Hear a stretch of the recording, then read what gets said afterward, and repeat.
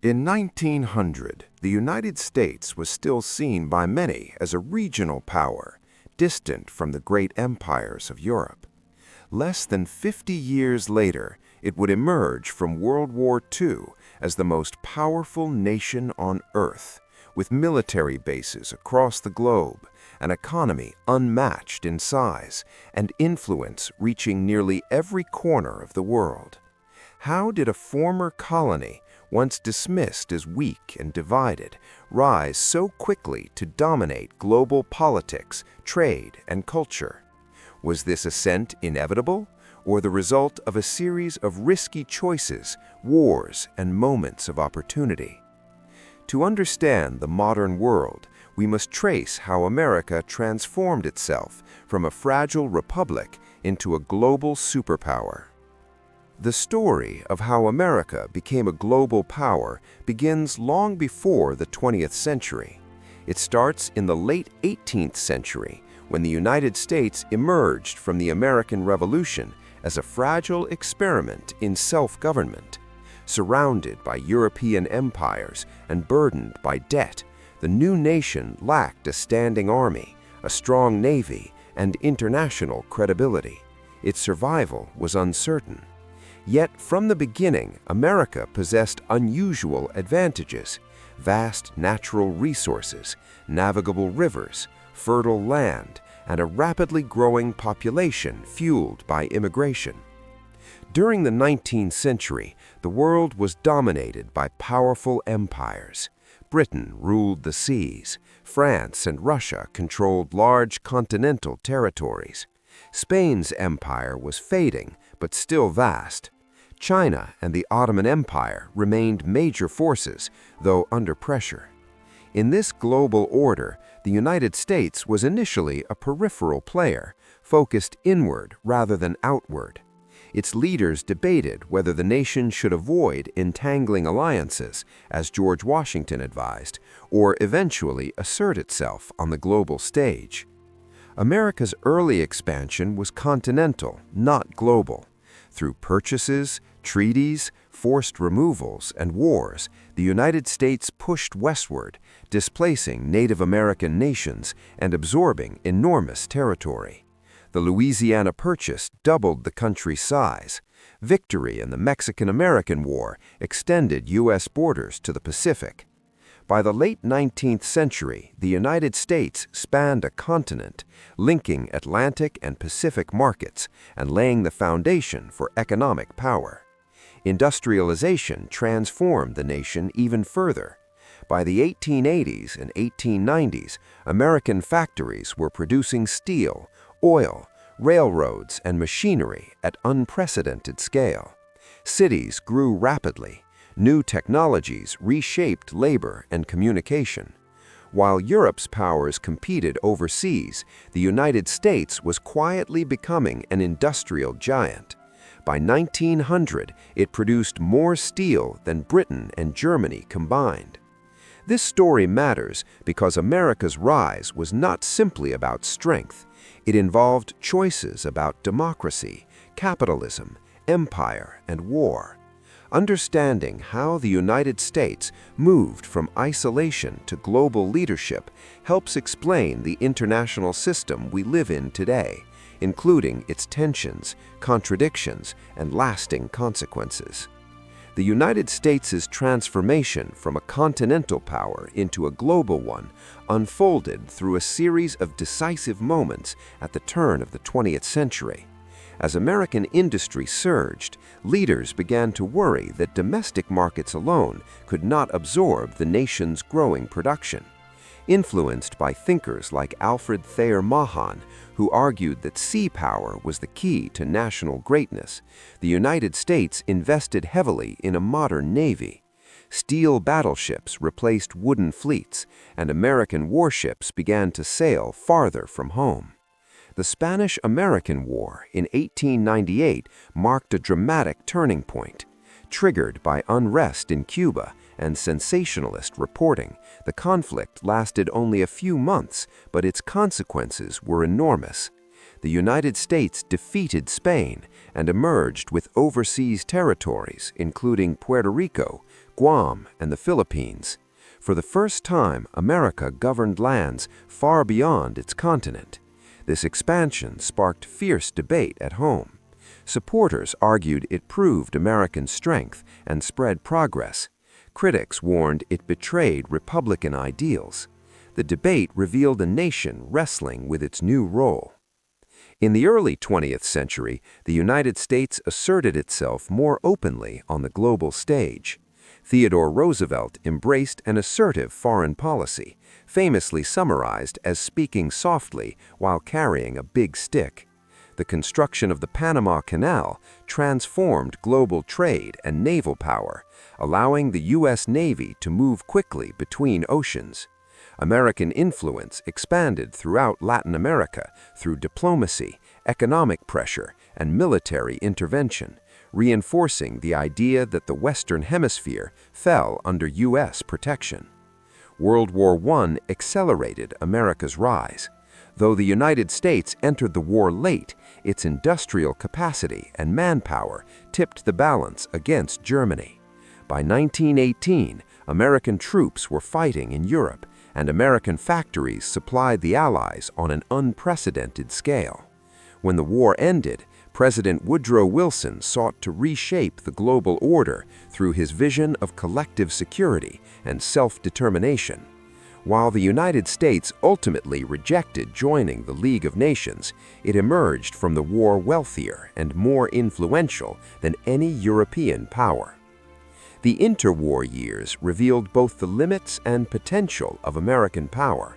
The United States retreated politically, but remained economically central to the world. Then came the Great Depression, which shook confidence in capitalism and democracy worldwide. America's recovery under the New Deal strengthened the federal government and mobilized industry, preparing the nation unintentionally for an even greater global role. That role became unavoidable with the outbreak of World War II. Initially neutral, the United States again became the arsenal of democracy, supplying allied nations with weapons and resources. The attack on Pearl Harbor in 1941 forced the United States fully into the conflict. What followed was a massive mobilization of people, science, and industry on a scale the world had never seen. By the end of the war, the United States possessed unmatched military power, economic strength, and global reach. The stage was set for the defining moment of America's rise as a global power. The decisive climax of America's rise as a global power came at the end of World War II, a moment when the balance of world history shifted almost overnight. In 1945, Europe lay in ruins. Cities were flattened, economies shattered, and millions were dead or displaced. The old imperial powers that had dominated global affairs for centuries were exhausted and indebted. In contrast, the United States emerged from the war stronger than ever. Its homeland was untouched by destruction. Its factories were running at full capacity. Its military spanned the globe. The war itself had already demonstrated the scale of American power. U.S. forces fought simultaneously in Europe, Africa, and the Pacific, coordinating massive amphibious landings, strategic bombing campaigns, and naval operations across entire oceans. American industry produced planes, tanks, ships, and weapons at a pace that overwhelmed the Axis powers. Scientific innovation reached a dramatic peak with the Manhattan Project, which resulted in the first atomic weapons. The bombings of Hiroshima and Nagasaki not only ended the war with Japan, but revealed a new and terrifying level of power that only the United States possessed. Yet the true turning point came in the immediate aftermath. As Europe struggled to rebuild, the United States took the lead in shaping the post-war world. Through the Marshall Plan, it poured billions of dollars into reconstructing Western Europe, stabilizing economies, and preventing political collapse. This was not charity alone. It bound former rivals into a U.S.-led economic system and expanded American influence across the Atlantic. At the same time, new institutions such as the United Nations, the International Monetary Fund, and the World Bank were created, with the United States playing a central role in their design and leadership. The emerging rivalry with the Soviet Union defined this moment. As tensions hardened into the Cold War, the United States committed itself to global engagement on an unprecedented scale. Alliances like NATO were formed, military bases were established across Europe, Asia, and the Pacific. American power was no longer regional or occasional, it was permanent and worldwide. This was the moment America became a global superpower in unmistakable terms, not only because it had the strongest economy and military, but because it accepted a role as a central architect of the international order. The decisions made in these years would shape global politics for generations, marking the climax of America's transformation from a nation on the margins of world affairs into the dominant power of the modern era. In the decades that followed World War II, the United States settled fully into its role as a global power, but that role came with lasting consequences and contradictions. The Cold War turned American influence into a permanent feature of international life. Through military alliances, economic aid, cultural exports, and political pressure, the United States shaped events far beyond its borders.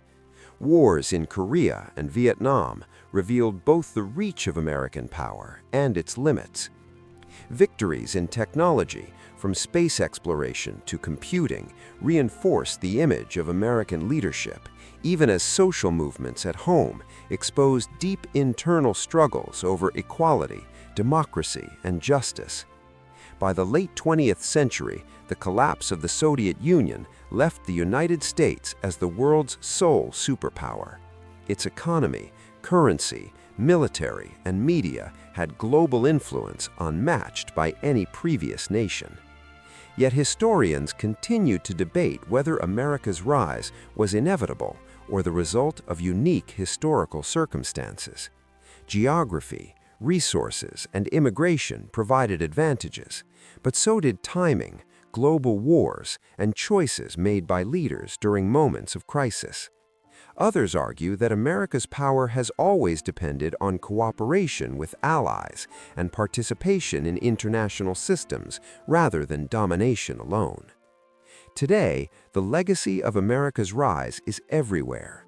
Global trade networks, international institutions, and security alliances still bear the imprint of decisions made in the 20th century. At the same time, new powers challenge U.S. influence, raising familiar questions about responsibility, restraint, and leadership. Understanding how America became a global power helps explain why the world works the way it does now, and why debates over American influence remain so intense. America's rise shaped the modern world, but its future role is still being written. Do you think the United States became a global power by design, by chance, or by necessity? Share your thoughts in the comments. If you found this exploration insightful, consider liking the video to help it reach others. And if you want more in-depth history that explains how the past continues to shape our present, be sure to subscribe for more stories like this.